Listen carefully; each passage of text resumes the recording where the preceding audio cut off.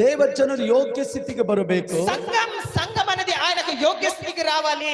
ಸಭೆ ಸೇವೆಗೆ ಸಿದ್ಧವಾಗಬೇಕು. సంఘం పరిచర్యకు సిద్ధపడాలి. ಕ್ರಿಸ್ತನ ದೇಹವು ಅಭಿವೃದ್ಧಿ ಆಗಬೇಕು. క్రీస్తు శరీరం అభివృద్ధి పొందాలి. ಇದಕ್ಕೆ 5 ಸೇವೆ ಕೊಟ್ಟಿದ್ದಾರೆ. 5 పరిచర్య ప్రభు ఇచ్చాడు. అపోస్తలులు, ప్రవాదిಗಳು, ప్రవక్తలు, ಸುವಾರ್ತಿಕರು, ಸಭಾಪಾಲಕರು, ಉಪದೇಶಕರು.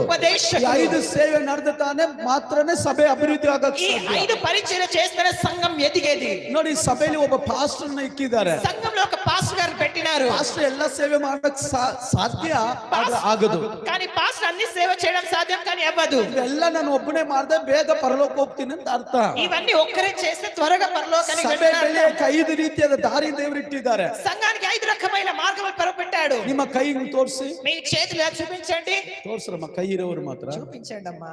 ಕೈ ಎತ್ತವರನ್ನ ದೇವರು ಆಶೀರ್ವದಿಸಲಿ. చేతులు ఎత్తేవారు. ಈ 5 ಬೆರಳಲ್ಲಿ ಯಾವ ಬೆರಳು ಮುಖ್ಯ? 5 ఏళ్ళ